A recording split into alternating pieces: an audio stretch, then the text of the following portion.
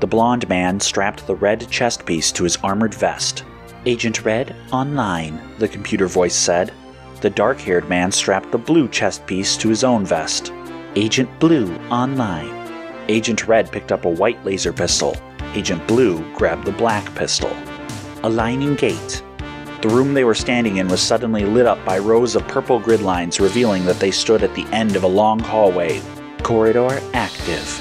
The two agents slid on their appropriately colored sunglasses and sprinted down the corridor. Their legs moved in perfect harmony as a bright light appeared at the end. It grew brighter and brighter until Agent Red and Agent Blue started to become pixelized energy, and each block flew at the speed of light through the bright opening at the end.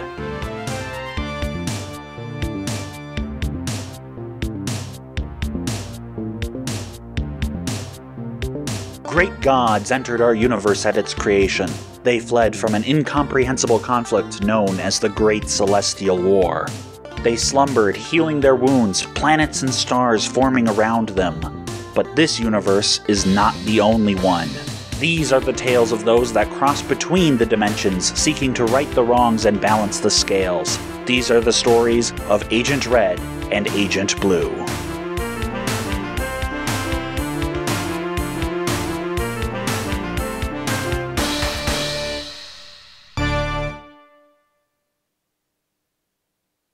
Streaks of light shot through the air, eventually coalescing into a few pixelated blocks of energy, which began to assemble themselves. Red and Blue appeared, running across the grassy field as if nothing had happened. "Welcome, Agents Red and Blue, to Iteration 539, a gentle female computer voice said in each of their ears. "You are currently located in Pompeii, where a techno-tyrant has reshaped the ruins with cyber-psychic metal. In this dimension, it seems the victims of Mount Vesuvius not only had their shapes preserved by the lava flows, but psychic echoes remained as well. The tyrant is trying to harness the echoes of their suffering to create a great psychic weapon. The key to this weapon is a silver power wheel which the tyrant keeps on him at all times. You have been assigned 3 time tokens. Win condition is retrieving that wheel. Good luck." As she spoke and the two agents continued to run, the grass under their feet became less and less pliant. Soon they heard tiny snaps under their feet. The snaps turned to crunching as the grass finally became a silvery red color coated in the cyber-psychic metal. Ahead, the ruins of Pompeii ascended from their resting place. Like stepping stones, each street was a little higher than the last. When taken together, the city appeared to be a pyramid rising from the plains, and every surface, once stone, appeared to be glistening metal of black, green, red, blue, or yellow. The sky above crackled with dark clouds charged with lightning. "This techno-tyrant's been busy," Blue noted. "Then we stick to Plan A," Red replied. "Rush 'em? Rush 'em." The two stepped up the pace as they hit the glossy black entrance ramp. Around the corner of one of the taller buildings, a thick saucer shape with thin mechanical legs crawled out of sight of the two agents and raised its antenna. Tyrant Tyrannus saw the recording of Pod 3321 displayed across the west wall. He smiled cruelly from under his helmet as he saw Red and Blue run up the entrance ramp. "So, once more simulation has arrayed its forces against me. Redux!" Tyrannus cried as he spun around towards his top minion. The humanoid robot stepped out of the shadows, revealing the same thick saucer head as the little pod. Its mono eye glowed yellow as it focused on its master. Redux let out a single quick blip that signified a 1. "Prepare the laser grid. The pods will guide them there," Tyrannus said with a sneer. "They won't survive this time." Redux emitted a slightly lower blip to indicate 0, then turned and exited the room, preparing for the confrontation with the agents. Red rushed down the metal street, glowing windows whipping past. Blue followed a few feet behind, glancing around to check for any foes at their backs. "It's quiet," Red noted, his shoes making distinct and loud thuds on the ground as he ran. "They're expecting us," Blue noted grimly and tightened his grip on his pistol. As if to prove him right, 3 podlings crawled from crevices in the walls. "Watch it!" Blue warned. Red already had raised his blaster and dove to the side as their mono eyes let loose yellow balls of energy. They burst into crackling electricity once they hit the surface Red had just been standing on. Their spindly little legs scuttled as they tried to avoid the coming attack. Too late, Red's blaster shot hit the first pod directly in its eye, and the saucer exploded into two, the top half flying up and back, while the lower part simply crumpled. Blue leveled his own gun and fired twice at the pods still clinging to the walls. These ones were quicker, though, and managed to scuttle out of the path of the blue laser. They returned fire, but the shots were too wild to find their mark. Red's dive sent him flying to the floor, where he quickly rolled, coming out on his back, his pistol pointed up at one of the pods of the wall. The pod, its head unable to look far up or down, didn't see the agent lying across from it. Another red flash blew off the top of the pod, which fell limply to the ground. The last pod, still firing wildly at Blue, saw the destruction of its brethren. In response, it leapt off the wall, landing with its 3 legs positioned around Red's head like a 3-fingered claw. A spinning knife descended from its head, inching towards Red's face. It continued to fire at Blue all the while, now more steadily. Blue leaped to the side, his right foot hitting the wall and pushing himself off. He took aim and squeezed the trigger. Just as Red felt the spinning knife microns from his cheek, it stopped with a burst of light and heat from above. He threw off the remnants of the podling just as Blue ran past, pulling Red back to his feet. "Come on, no time to lose," Blue said as Red matched pace. "It's like I said. They're expecting us." "How?" Red asked incredulously and a bit annoyed at having to be saved. "It must be a defense for intruders, and they saw us on camera," Blue replied. "There's no way they'd actually know about the agency." "Right," Red agreed. "I thought you meant they knew who we were for a second." "No, that's impossible," Blue reassured him. "They need extra-dimensional capability, and only simulation has that." The two rounded a sharp corner that led to the next level and suddenly found themselves facing 15 podlings standing at the ready. "Shoot!" Blue said, and used his momentum to throw himself from the ledge to the floor below. Red, instead, tried to dodge and fire. He was met with 7 yellow blasts, which hit him square in the chest. Red was launched backwards, up into the air. He glowed with the same yellow energy as the bolts, and then suddenly exploded. An instant later, in the blink of an eye, Red's body reformed and, in reverse motion, threw itself back around the corner. Suddenly, Red started to run forward again, as if nothing had happened, replaying his actions from just seconds before. He abruptly skidded to a stop, just short of turning the corner once again. "That's not what I meant by shoot," Blue chided him over his earpiece. "Now you only have 2 charges left on your time tokens." "More than enough," Red said, seemingly unbothered by his recent discombobulation or his reversal of time. However, the big red light on his chest quickly displayed a 2, which was also shown on the inside of his sunglasses. The temporal device custom fit to his body was made to save him from death 3 times. After his life signs were no longer transmitting back to base, the simulation agency would initiate a temporal tug that rewound the last few seconds of Agent Red before the signal was lost, thus bringing Red back to life and giving him another chance. Blue had a similar device, but with a blue light surrounded by a black device instead of the red light surrounded by a white one. "Got a plan?" Red asked. "I'm a bit busy here," Blue shot back. Down on the floor below, Blue was hunkering behind metallized debris as 8 of the podlings started crawling over the ledge, all firing at his position. "I've got 8 of them on me," he elaborated.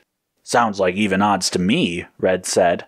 Several bursts of energy exploded against the corner Red was hiding behind. Chips of black metal and stone rained from the impact sites. Stone. That gave Red an idea. He touched the once stone wall, and when he was sure, smashed the handle of his blaster against it. To his pleasure, the thin metal coating shattered like black glass, revealing the old stone beneath. Red took a step back and recalibrated his weapon, before firing 6 times in a precise pattern at the wall. Red dashed up the makeshift footholds to the level above. He ran a few steps forward, then glanced over the left ledge to see Blue trying to hold off the advancing horde of pods, now 2 levels below him. Blue ducked back behind cover as 3 bolts exploded just to his right. The pods were crawling down the wall, getting ever closer. There were more than enough to flank him and take him down. "Take cover!" he suddenly heard Red say. Without waiting to see why, Blue ducked down lower behind the thin cover of debris. From above, Red let off several shots in rapid succession, each carving a hole out of the ledge below where the podlings were starting to descend. Soon the entire ledge was dislodged, and a wave of rock and metal debris came tumbling down, washing over the helpless pods whose thin legs were tangled and crushed within it. Blue saw the wave of debris wash around him, taking his attackers with him. Just as it passed, he sprang up and started running towards the once solid wall, now a rocky facade leading up to the next level. Red crouched down as several shots whizzed past. The remaining pods had rounded the corner where he had been, hoping to take him by surprise. When they instead found his makeshift footholds, they turned back and saw him standing above and took the opportunity to open fire. But just as Red ducked down, Blue shot up from below. Using the rocky cliff face to climb up, he raised his head just above floor level and began taking pot shots at the podlings. Few reacted quick enough. Most burst into flames as their domes were hit. 2 had their spindly legs blasted apart and went tumbling down the side of the city. The remaining 2 fired at Blue, but his small profile was enough to protect him from the confused onslaught. Soon, they too burst open like a couple of cans under too much pressure. Blue heaved himself up as Red kneeled down and looked at him from above. "Guess we're even on kills," Red said. "But I'm further along than you, so does it really count?" Blue grimaced. "We work as a team," he corrected. "Now show me the way up." "I know we do," Red said, grinning, "but I'm the better half of the team." Blue just shook his head as he found Red's footholds and began to drag himself up. Agent Red and Agent Blue rounded yet another corner and found themselves running down a street that was quickly surrounded on both sides by the black metal walls. They continued to race down the futuristic crevice, Blue looking around uneasily. "How big is this place?" Red asked. "Well, it once was a city," Blue answered, still glancing around. And as if in answer to his unspoken question, a string of yellow lasers erupted from a point behind them. They burst from one wall and connected with the wall opposite, forming horizontal bars only a few inches apart. The agent skidded to a stop just as another set of energy bars burst to life several feet in front of them. "It's a trap," Red said. "No kidding," Blue replied. Then, several more lasers shot out from the walls, but these were at random angles scattered about the corridor, and then they started moving. Scorching the walls and floors with their electric hum, it would be only a matter of time before one would catch the agents. Red spun around one and pointed his blaster at the wall. Intending to make footholds as he had done before, he was disappointed to see his red shot dissipate on the shining metal surface. "It's denser here," Blue noted. He glanced up at the open sky above them, but the smooth walls gave them no purchase to reach the top. Blue sidestepped another laser beam as he heard a loud metallic thunk. Looking ahead, he saw that the laser beam bars had begun to move towards them. The effective space they had to work with was quickly shrinking. The 2 agents fired at the moving grate, but it too merely deflected their shots. There was nowhere to run.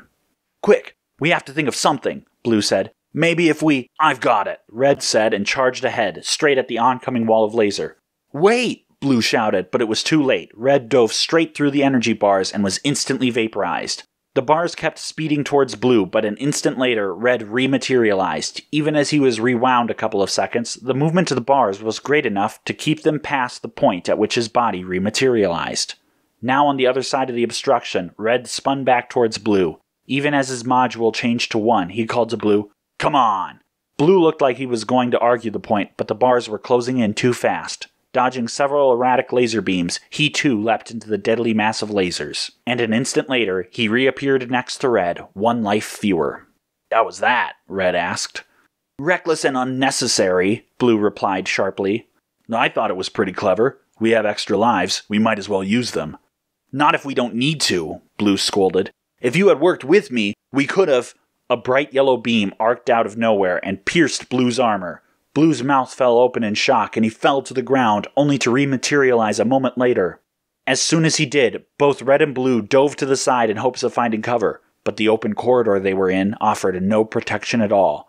More beams lanced out, bending from around a corner. "Max power!" Blue shouted as he leapt to the side. Dialing the power up on his gun, he fired at a point on the ground just a few feet ahead of the 2 agents. Red quickly followed suit, and the 2 blasted a little trench into the ground. It wasn't very deep, but it was enough. Red and Blue leapt into it, landing on their sides. A few more yellow lines flew overhead, but it seemed that it could only curve once. The yellow beam couldn't make it down to their little hiding place when it was already bending around one corner. The firing stopped a moment, and the robot stepped out from around the corner. One arm had transformed into a blaster, but it was otherwise mostly humanoid, except, of course, for the head, which was the same shape as the podlings. Redux raised his blaster arm again and fired. This time, the laser arced down towards the trench. Red and Blue sprang up into the side as the beam strafed the ground. The agents fired their own guns, forcing Redux back behind the corner. "How are we going to get out of this one?" Red asked. "No time for that! Look!" Blue shouted. Groups of podlings were crawling over either side of the crevice. Red and Blue immediately started firing, blasting apart the first bots that crawled over the ledge, but several more kept coming. Soon, the two agents had to leap from their positions to avoid the fire from the podlings' mono-eye blasts. Almost at once, the beam from Redux arced around the corner as well, but the two agents, dodging as they were, avoided the attack for the moment. Another beam sailed towards Red, and he grabbed a podling, holding it between himself and the beam. It struck the bottom of the podling, which burst into flame. Blue wasn't so lucky. He had finished off another 3 podlings, clearing his side of the trench, when the next arcing bolt pierced his side. Blue reformed a moment later and dove back into the trench, but Red wasn't waiting. He had grabbed the last podling and began to charge towards the corner where Redux was hiding. Another beam shot forth, as expected, but once again Red had his makeshift shield at the ready. The podling burst apart as Red rounded the corner, firing wildly. Redux seemed taken aback, and his own shot went wild. Red continued the wild charge and firing, and Redux turned and ran, a shot striking his back, but only doing minor damage. Soon, Redux had rounded another corner and was gone. "Red!" Blue shouted from behind. Red skid to a halt, finally stopping his little rampage, and glanced back to see Blue jogging up behind him. "That's it," Blue said. "I'm out of time tokens. We should head back." "You can still fight," Red said. "Sure," Blue explained slowly, "but if I take another hit, that'll be it for me. I'm going to recall back to base, which would leave you without backup. Or in other words, you're coming with me." "I still have a time token left," Red protested. "Sure," Blue replied. "But unless it's an emergency or our goal is in sight, it's standard procedure to only go in with backup. So, if I'm going back, you're coming with." "We're almost to the end." "Yes, but we can either request more time tokens or have another team take over for us." "Ugh, it's going to be green, isn't it?" Red complained. Blue crossed his arms and shook his head. "Even if it does fall to green, there's no reason for us to stay. Let's head back." "Fine," Red conceded. Just as Blue was about to tap the button on his vest to recall him back to base, a hologram image of Tyrant Tyrannus appeared in the sky. The tall man in the black uniform and heavy black helmet held out a hand dramatically. "See how everyone flees before me," he declared. "None can stand up to my forces. My psychic metal will channel the suffering of Pompeii into a weapon to devastate the cosmos. No one can stop me, not even Simulator." The hologram vanished as Red turned back to Blue in astonishment. "How does he know about Simulator?" "I don't know," Blue said worriedly. "We should head back and report this." "Sure," Red agreed. But as Blue tapped the button on his vest and vanished, Red only hovered his finger over his own. Once Blue was gone, he let his hand drop and he raised his blaster. He started to run towards the top of the pyramid. Blue reappeared in the purple-lined corridor. He waited a moment, but Red didn't reappear. Suddenly getting a bad feeling, he rushed over to the control monitor just off the side of the corridor. Flicking on a switch, he brought up the view from Red's glasses. "You idiot!" Blue cursed. Red rushed forward, finally approaching the control center. He didn't pause for the door, but blasted it open. A straight shot down, and then he was in the middle of the pyramid that used to be Pompeii. Red stepped into the giant control center and pointed the blaster straight at Tyrant Tyrannus, who spun around, cape whipping aside in dramatic fashion. "Hand over the power wheel," Red ordered, but just as he did so, he was hit. Redux, hiding in the shadows, blasted him in the head.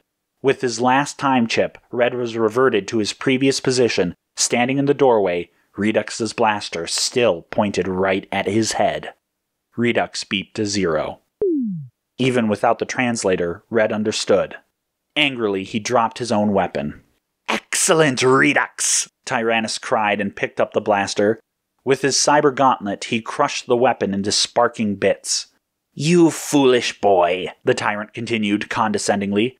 "I hadn't dreamed luring you here would be so easy. Now you will provide the final piece for my glorious weapon."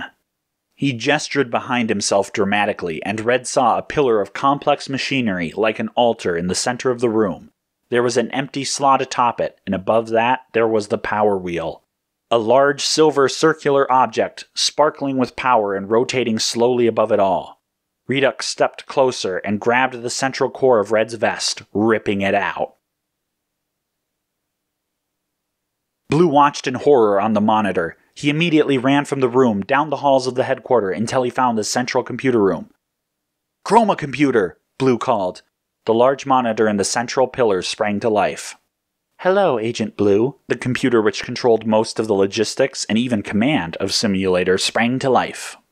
"We have an emergency," Blue declared. "Agent Red has been captured. I need more time tokens to go back to iteration 539. "I'm sorry," the computer said. "That is not possible. I have already allotted time tokens to the mission as appropriate. If Agent Red has failed to initiate a recall, then the consequences are his to bear."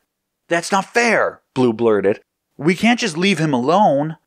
"If I granted additional time tokens to everyone who disregarded their initial limit, then we would quickly deplete our supply. Regrettable as it is, Red must face the consequences of his decision, alone." Blue clenched his fist. Red's arms were now in binders held above his head. Redux stepped across the room, rows of monitors and controls splayed out behind him. The robot held Red's chest piece out to the Tyrant. "This is the last piece I'd need," Tyrant Tyrannus sneered. "You should have escaped while you had the chance. Now all of simulation will pay." "What are you talking about?" Red asked. Tyrant Tyrannus placed the core on the pedestal. Redux began to adjust controls, and the variety of monitors flickered to life. A low hum filled the room. "Silly little man!" Tyrannus cried. "I went through quite some trouble to create a weapon that would suit my needs. One which would destroy the minds of men, but leave their machinery intact. And one which could be used across dimensions." "How do you know about other dimensions?" Red demanded. "How cruel of you to ask!" the Tyrant sneered. "Surely you recognize me." The various monitors flashed to a dozen different scenes. After a moment, Red realized that they were all depicting Tyrant Tyrannus in some situation or another. Different dimensions, Red realized. These were the Tyrant from various other dimensions. And in each screen, an agent of simulation leapt in and fried him with a blaster, or destroyed his weapon, or captured him while destroying his armies. In one of them, Red and Blue themselves were responsible for stopping him. "But that's impossible," Red said. "Different versions of someone shouldn't share memories." "Unfortunately, you are quite correct," Tyrannus agreed. "But I was given this information by Redux here," he pointed to the robot. "And now, thanks to this knowledge and your technology, I will be able to strike back at Simulator." "That's why you wanted my vest?" "Yes! With its connection to Simulator's base of operations, I can send the psychic energy I have tapped into across dimensions and destroy your comrades, achieving my revenge. All Simulator agents and personnel will be destroyed, but their technology will be intact, just waiting for me to claim it." The humming in the background rose in pitch, howling with power. Redux beeped an affirmative, one beep. "Ah, the machine is ready?" Tyrannus asked. Redux beeped one again. "Now, witness your final defeat," Tyrannus crowed. "You see, Redux can transmit and back up his data across dimensions. After Simulator's defeat, he can simply walk in and claim it all for me. Observe." A monitor cut to a new scene. This time, it was a point-of-view shot from the perspective of what Red assumed to be a parallel Redux. The black hallways he recognized instantly. They were the corridors of Simulator headquarters. "Behold!" Tyrannus declared and threw the lever. The machine pulsed, and Red saw the video feed stutter for a moment. Agent Blue suddenly clutched his head in pain. Even through the splitting pain, he knew what was happening. The psychic weapon Tyrant Tyrannus had created hadn't been intended for his own dimension after all. He had somehow pointed it at Simulation headquarters. "Chroma!" Blue said through the pain. "Status update. All personnel are experiencing damage. Simulation is under attack. Analyzing," the computer said. "It's Tyrannus!" Blue practically screamed, willing the computer to think faster. The computer must have listened, because immediately after it said, "Confirmed. Agent Blue, 5 time tokens have been allotted to you. Corridor 15 is active. Your equipment has been unlocked." Agent Blue's chest light glowed once again. Corridor 15 was the closest one, only a quick dash away, but with the pain tearing apart his mind, even that might be too much. "Please note, you are granted all additional time tokens you may encounter, as this is a priority 1. However, there are only 5 in Corridor 15, and I estimate there is insufficient time to gather more." Agent Blue was out the door and into the hallway approaching the trans-dimensional corridor, and already could feel himself weaken. He didn't need the computer to tell him that he might not make it. Tyrant Tyrannus laughed as he watched the second Redux walk down the hallways of simulation. On the screen, every engineer, agent, and officer it passed was lying unconscious or writhing in pain. "Yes! Your base is mine for the taking!" Tyrannus gloated. All at once, the point of view of the second Redux stopped moving. "What?" Tyrannus asked, turning towards the first Redux to see what was wrong. Redux raised his arm and blasted Tyrant Tyrannus with his beam. Tyrannus shrieked before collapsing over in a heap. The robot walked over and kicked the Tyrant to make sure he was dead. "What was that for?" Red asked. The robot, Redux, answered in a series of 1s and 0s that meant nothing to Red.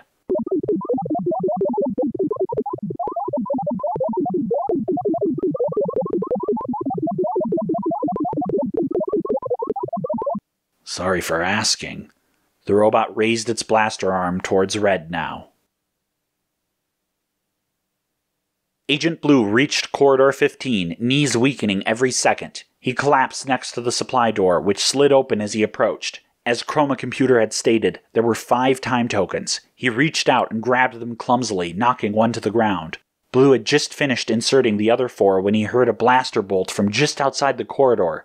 Even in his pain, his instincts kicked in and he flicked on his blaster's power and stumbled towards the door. Leaning against the wall, he readied himself, then spun into the hallway. He saw the body of Redux walk past an intersection. He was already gone, too late for Blue to fire at him, and in no shape to pursue. He could hardly aim, but he had to try. He might be the only one who could. Agent Blue fired down the hallway, striking a wall. It did what he wanted. He heard Redux's footsteps pause, and then the yellow beam arced around the corner. Blue had just enough time to duck back into Corridor 15's control room. Another 2 yellow beams flashed by the door, then nothing. Blue reached his arm around and fired a few blind shots. He had no illusion that it would hit Redux, but it would let him know that Blue was still alive, and if Redux wanted him, he would have to come out from around that corner. Meanwhile, Blue was around the inside corner of the corridor's control room, so there was no way Redux's beam could arc sharply enough to hit him. It gave him some defense, but with the psychic attack constantly draining his strength, he would have to mount an offense sooner or later. Still, his blind firing had done the trick. He heard Redux turn the corner. Good. No time for subtlety. Blue held his breath, hating his plan, which reminded him a little too much of one of Red's ideas. He turned the corner and fired. His blast missed, but Redux's didn't. It pierced Blue, who collapsed, only to reverse course and rematerialize whole, hale and hearty, back around the corner. That was fine. Blue had 5 time tokens, he recalled. That was 1 down, 4 more tries. He didn't wait to turn the corner and fire again. Though the reconstitution healed his mind from some of the damage inflicted, it wouldn't do to wait and let it accumulate. The psychic attack was just too much. It would also be best to hit Redux with a barrage. Blue tried to correct his aim, but Redux had sidestepped since the last attack and speared him yet again with his blaster. Blue reconstituted. 3 more tokens. Another turn, another shot, another death. 2 more tokens. He did it again. Redux dodged back, and Blue was stricken once more. Fine. He had 1 more token, which would reverse 1 more death, which meant he had 2 tries if he really pushed it. Wait. He saw the token he had dropped on the floor. He had already used his last time token. He miscounted. This was his last shot, and if he failed, it was all over. He would be dead. He hesitated a moment. Then the yellow bolt flew past the door, anticipating Blue to appear as he had, in a regular rhythm, until just now. It all clicked. Blue realized the pattern of back and forth dodging, of Redux's own rhythm. He knew where he was standing. All that flashing through his mind in a nanosecond, he swung himself around the corner as fast as he could, saw Redux mid-sidestep, aim ahead of him, his brain thought through the pain. He tilted his blaster a degree or two to the right and squeezed the trigger. Redux walked right into the blast, his mono-eye catching it perfectly, and the head exploding as he had seen the little pods do dozens of times before. But Blue was out of energy. His head was splitting. There was nothing he could do but succumb to the horror being pumped into his mind. He collapsed.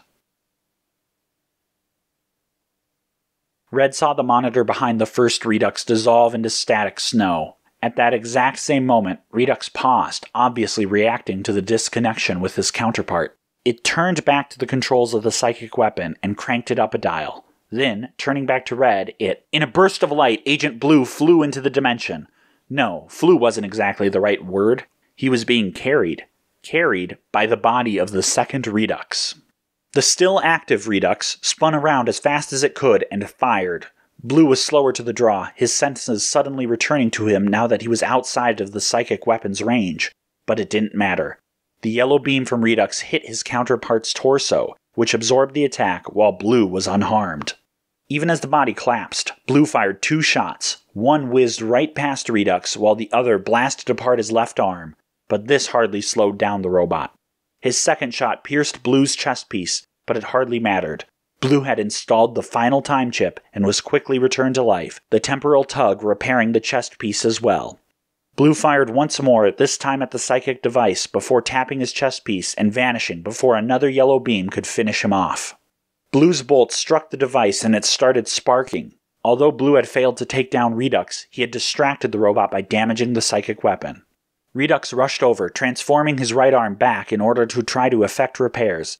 But in his haste, he didn't bother to analyze what had happened to Blue's first shot, the one he thought had missed. Red leapt forward, his shackles having been blasted apart seconds before. He jumped onto Redux's back and shoved the robot's outstretched arm into the sparking components. Electricity surged through him and sparks started to fly every which way. Red didn't want to wait to see if this would take out the robot for good, but he didn't have a weapon. He looked towards the psychic weapon and saw his chest piece. If he could just remove this, then the connection to simulator would be disrupted. But without time tokens, he might not survive the attempt. He didn't wait to think about it longer, but reached out and grabbed it with both hands. Yanking it back to himself as fast as he could, he tore it free, feeling a jolt of electricity momentarily flash through him. Still tingling from the effect, he strapped the vest plate back on. The machine still ran, and he could see that Redux was lifting his head, charging a bolt from his eye. Red looked to the power wheel suspended just above the machine, and for whatever crazy reason, he leapt up and grabbed it. The energy surged through him, and surely must have stopped his heart, but he woke up an instant later, only to have it repeat and repeat and repeat again. The energy killed him, only for him to be brought back a dozen times before the wheel finally fell free, and Red collapsed back on the ground holding it in his hands, some of its energy still running through his chest piece. The psychic weapon fell silent, but Redux didn't.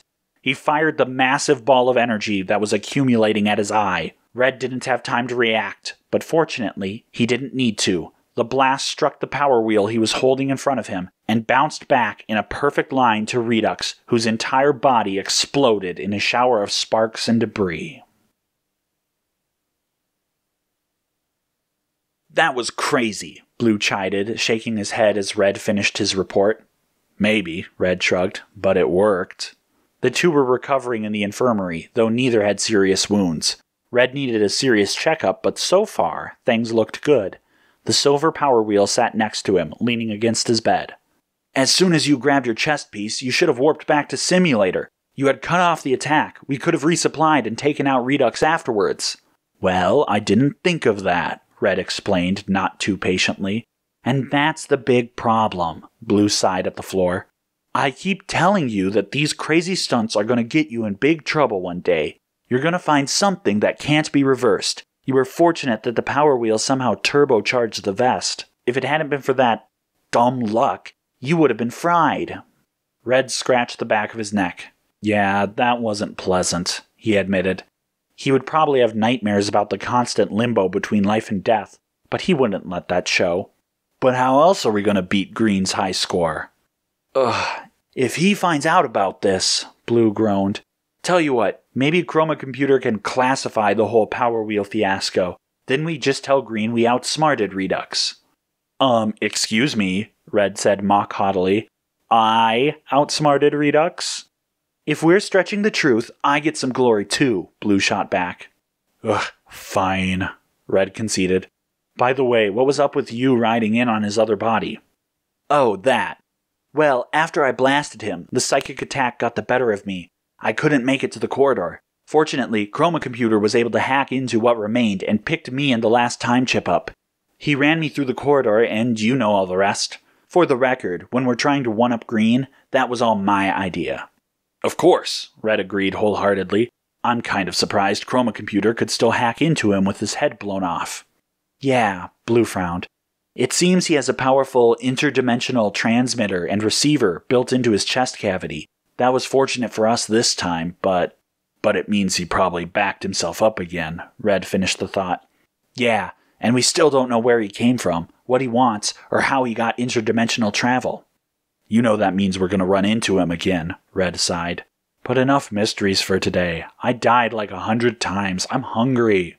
You're always hungry after missions, Blue noted. Yeah, but I'm extra hungry now. Come on, I'm tired of waiting on you. Red grabbed the wheel as the two exited the infirmary and walked towards the mess. As long as we don't run into Green, Blue muttered. We can one-up him, Red said confidently. I don't know, Blue said. He powered through the psychic attack, dragged the directors into safe rooms, and is bragging that he could have taken Redux if he had just been closer. That's not true. He's getting a medal and everything. He's what? Where are our medals?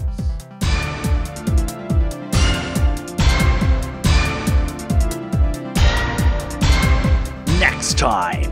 Agents Red and Blue are sent in to assist Agent Yellow, who isn't responding to calls. When they arrive, they find a mystery afflicting this dimension and a creature that shouldn't exist threatening them. Find out what happens next time on the Mirage Barrage.